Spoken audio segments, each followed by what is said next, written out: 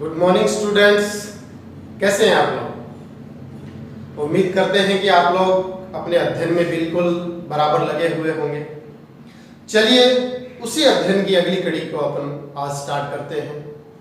पिछली video class में हमने अध्ययन किया था मानव व्यवसाय के वर्गीकरण। उसमें हमने प्रथम, प्राथमिक, द्वितीय, तृतीय, चतुर्थक, पंचम व्यवसाय तक व्यवसायों का अध्ययन किया। उसमें से पहला था प्राथमिक व्यवसाय।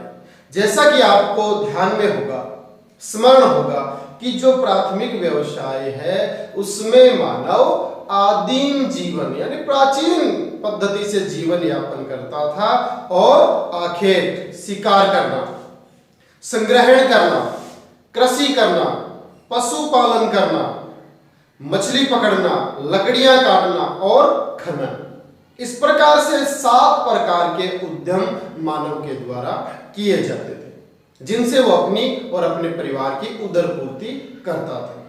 चलिए उसी में से आज हम आखेट और संग्रहण का अध्ययन करेंगे। तो शुरू करते हैं आज की क्लास। और प्राथमिक व्यवसाय में पहला व्यवसाय आखेट यानी शिकार करना। चूंकि हम लोग पढ़ चुके हैं कि आखेट जब मानव के द्वारा, मानव समुदाय के द्वारा किया जाता था तो वो एक तो अस्थायी निवास करता था, दूसरा उसके पास तकनीकी ज्ञान, वैज्ञानिक ज्ञान या यूं कहें विकसित बुद्धि का अभाव था। और जो मानव है वो अपना जीवन किस प्रकार से व्यतीत करता था? आदिम प्रकार से यानी प्राचीन तरीकों से और घुमक्कड़ प्रकार का जीवन भांति भांति के स्थान पर विचरण करके जीवन यापन करता था। तो ये जो आखेट है यह विश्व का प्राचीनतम उद्यम माना जाता है। आखेट को, शिकार को विश्व का सबसे प्राचीनतम उद्यम मानव माना जाता है। क्यों? क्योंकि इस समय में जो मानव है उसका बौद्धिक विकास प्रारंभ ही हुआ था, या यूं कहें अल्प विकसित था। उस समय अपने पेट की पूर्ति करने के लिए, अपनी भूख को मिटाने के लिए मानव के सामने सिर्फ यही विकल्प था, आखेट या शिकार। जानवरों को मारकर उनसे वो अपनी आवश्यकताओं की पूर्ति करता था। फिर देखिए ये जो आखेट है इसमें कम व्यक्ति और अधिक क्षेत्र की आवश्यकता होती है। शिकार करने के लिए बहुत बड़े मानव समुदाय की आवश्यकता नहीं होती है। शिकार करने के लिए 1 या 2 व्यक्ति पर्याप्त है। और शिकार करने के लिए एक लंबे चौड़े दूर तक, दूरस्थ क्षेत्रों तक लंबे चौड़े भूभाग में घूमना पड़ता था। तो शिकार, आखेट इस प्रकार का उद्यम है कि इसमें कम व्यक्ति और अधिक क्षेत्र की आवश्यकता पड़ती थी। समझ पा रहे होंगे आप लोग? इस कार्य में कम पूंजी और निम्न तकनीकी ज्ञान की आवश्यकता होती थी। जैसा कि हम पहले ही बात कर चुके हैं कि जो मानव है, जो आखेट करता था, शिकार करता था, वो मानव की सर्वोत्तम, सबसे न्यूनतम या यूं कहें प्रारंभिक अवस्था थी, जिसमें मानव सिर्फ अपनी उदर पूर्ति तक ही सीमित था। अब मानव का बौद्धिक विकास नहीं हुआ था, मानव का सामाजिक विकास नहीं हुआ था। उस अभाव में मानव था वो अकेला रहता था, अस्थायी निवास करता था और आखेट से अपनी उदर पूर्ति करता था। तो इस समय के मानव के पास पूंजी नहीं थी और तकनीकी ज्ञान का अभाव था, क्योंकि उसका बौद्धिक विकास नहीं हुआ था। तो आखेट में मानव समुदाय को पूंजी की आवश्यकता नहीं होती थी और तकनीकी ज्ञान का अभाव था। उसके सामने सिर्फ एक ही विकल्प था, अपने पेट की पूर्ति करना या यूं कहें अपनी भूख को शांत करना, जिसके लिए वो आखेट को सहारा बनाता था। समझ पा रहे होंगे आप लोग? अब चलिए ये आखेट करने वाला जो मानव है वो जीवन यापन किस प्रकार से करता था? मानव का जीवन यापन न्यूनतम आधार पर संभव होता था। जो मानव है उसका जीवन न्यूनतम आधार पर संभव था। आखेट और शिकार करने वाले आदिम प्रवृत्ति के मानव का जीवन यापन न्यूनतम आधार पर संभव था, क्योंकि मानव सिर्फ अपनी भूख मिटाने के लिए ही प्रयासरत था, अन्य आवश्यकताएं उसकी नहीं थी। जनसंख्या कम थी तो उसे अधिक प्रयास भी नहीं करने पड़ते थे। आखेट जब मानव करता था उसका जीवन यापन करने का स्तर न्यूनतम था, तो वो आखेट से सिर्फ क्या प्राप्त करता था? भोजन, वस्त्र और निवास के साधन। उसे अन्य किसी अन्य वस्तु की आवश्यकता नहीं थी। उसकी आवश्यकता सिर्फ इतनी थी, रोटी, कपड़ा और मकान। अपनी मूलभूत आवश्यकताओं की पूर्ति ही मानव के द्वारा आखेट से की जाती थी। समझ पा रहे होंगे आप? फिर क्षेत्र, ये आखेट, मानव के द्वारा आखेट शिकार किस प्रकार के क्षेत्र में किए जाते थे, या यूं कहें किस प्रकार के क्षेत्र में रहने वाला मानव आखेट या शिकार में संलग्न था।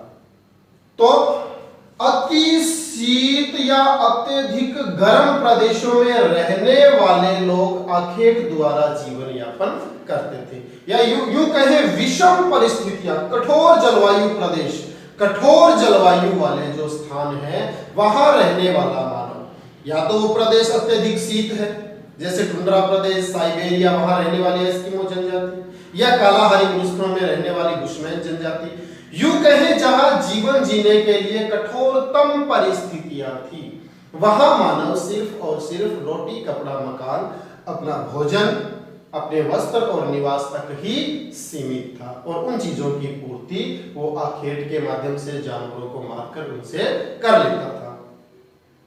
कठोर जलवायु प्रदेशों में घुमक्कड़ जीवन जीते हुए जीवन यापन किया जाता था। जो मानव है उसके द्वारा कठोर प्रदेशों में, या यूं कहें जो मरुस्थलीय प्रदेश है। अब मरुस्थल शब्द का अर्थ आप लोग समझेंगे।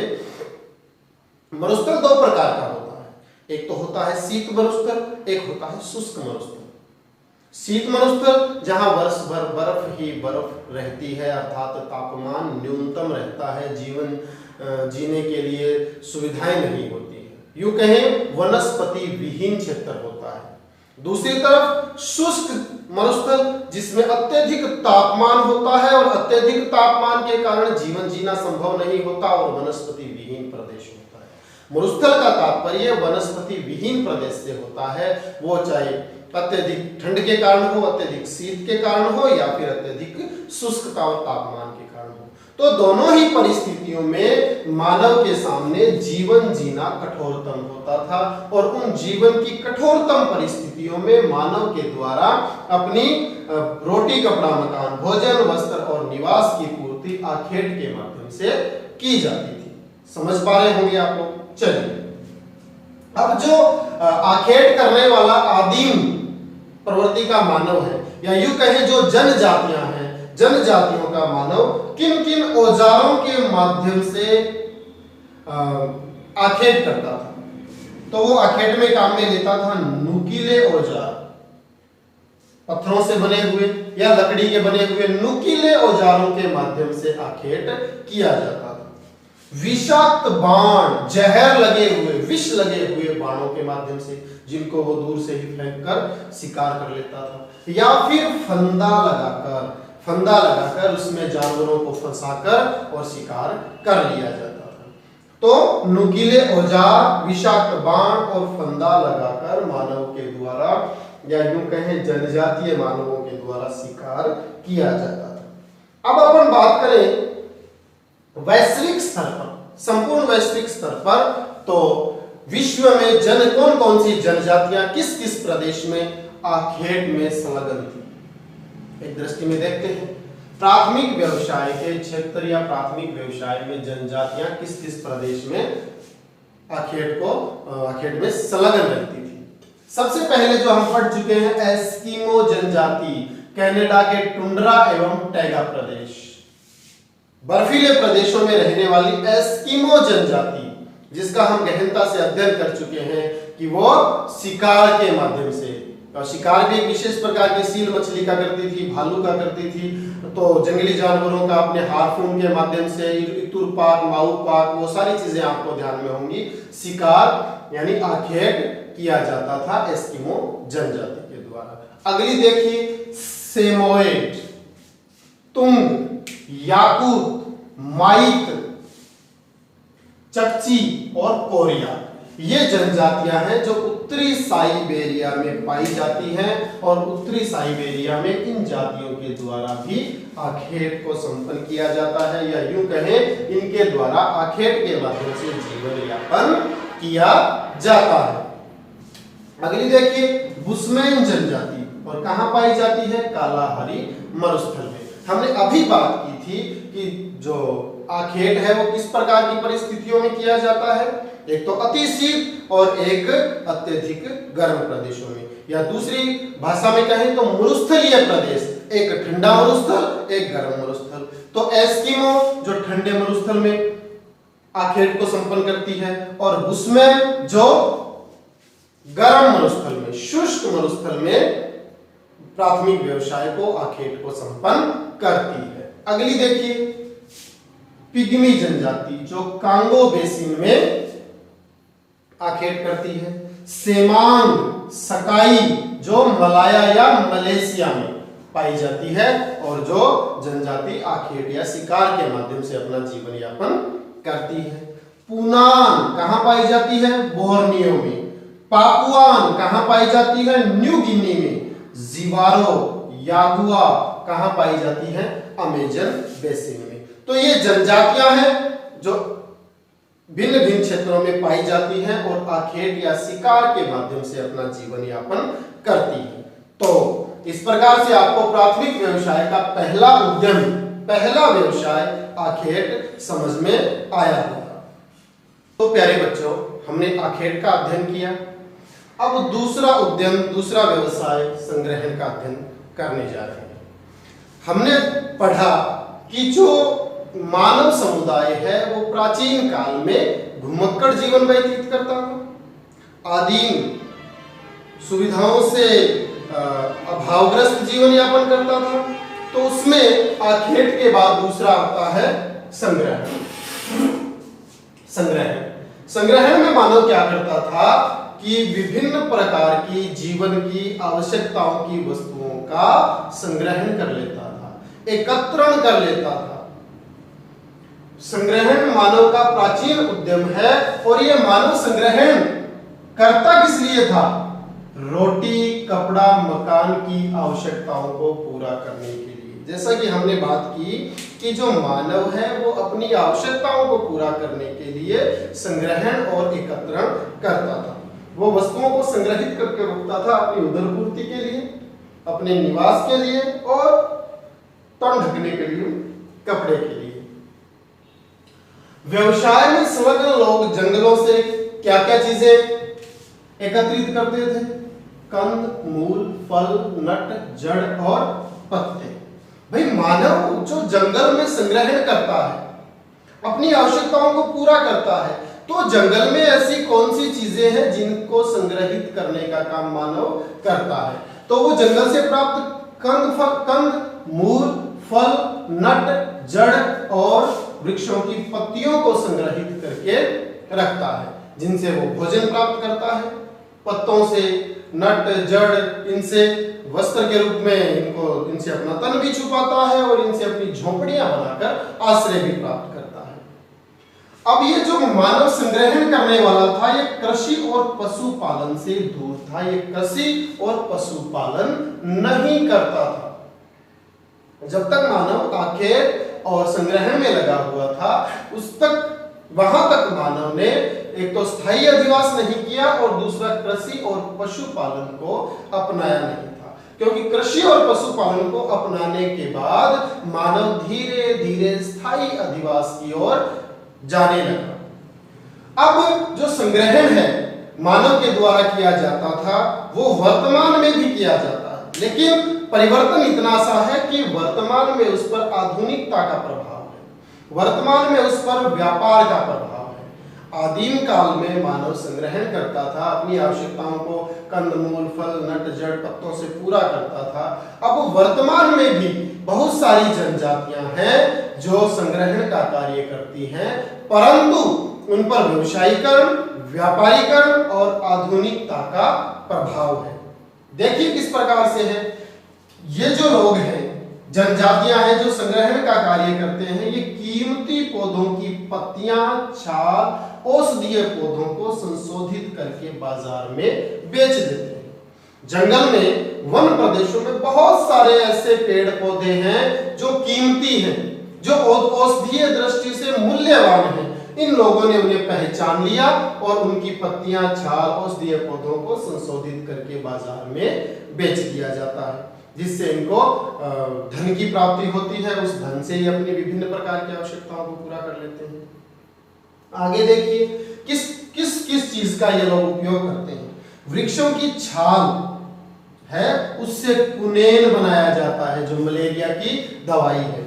अब ये संग्रहण का कार्य किया आदिम जनजातियों ने। उन्हें पता चल गया कि छाल से दवा बनाई जा सकती है, तो उन्होंने छाल का संग्रहण किया और उसे बाजार में बेच दिया, उससे कुनेन बनाया गया। चमड़े को साफ करने के लिए भी अनेक प्रकार की छाल का उपयोग किया जाता है। कोरक तैयार करने में भी छाल का उपयोग किया जाता है। तो ये जो आदिम लोग थे, जो जनजातियां थी, इन्होंने वृक्षों की छाल से कुनेन बनाना, चमड़ा तैयार करना और कोरक बनाने जैसे आधुनिक उद्यमों को करना संपन्न कर दिया। आगे देखिए, वृक्षों की छाल के अतिरिक्त वृक्षों की पत्तियों से ये लोग अनेक प्रकार के पेय पदार्थ बनाते हैं, दवाइयां बनाते हैं, कांति वर्धक, सौंदर्य प्रसाधन की वस्तुएं बनाई जाती हैं। जनजाति के लोगों ने वृक्षों की पत्तियों को पेय पदार्थ बनाने, दवाइयां बनाने, सौंदर्य प्रसाधन के अनेक प्रकार के वस्तुएं बनाने के लिए बाजार में बेचना शुरू कर दिया।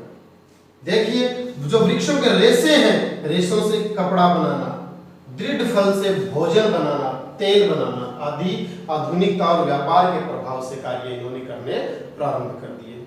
फिर देखिए, तना, तने से रबर बनाना, बलाटा, गोंद, रोल बनाना आदि कार्य जनजाति क्षेत्र के लोगों ने करना प्रारंभ कर दिया। तो ये था संग्रहण। अब अपन बात करें कि संग्रहण विश्व में कहां-कहां, या यूं कहें किन किन जनजातियों के द्वारा किस किस क्षेत्र में संग्रहण को संपन्न किया जाता है, चाहे आदिम तरीके से हो या फिर आधुनिक और व्यापारिक तरीके से हो। लेकिन संग्रहण का कार्य तो आज भी अनवरत गति से जारी है। जो किस किस कौन कौन सी जनजातियों के द्वारा किया जाता है। सेमांग और सकाई जनजाति के द्वारा मलाया प्रायद्वीप क्षेत्र में संग्रहण का कार्य किया जाता है। फिर देखिए, बोरो जनजाति के द्वारा अमेजन बेसिन क्षेत्र में संग्रहण का कार्य किया जाता है। बुशमैन जनजाति, जिसको हमने पढ़ा कि इसके द्वारा आखेट भी किया जाता है कालाहारी मरुस्थलीय क्षेत्रों में, अत्यधिक गर्म और शुष्क प्रदेशों में, इसी जनजाति के द्वारा संग्रहण का कार्य भी संपन्न किया जाता है।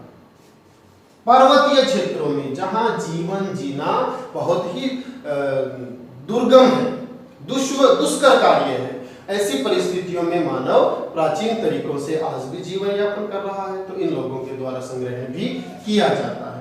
दक्षिणी पूर्वी एशिया के आंतरिक भागों में भी संग्रहण किया जाता है।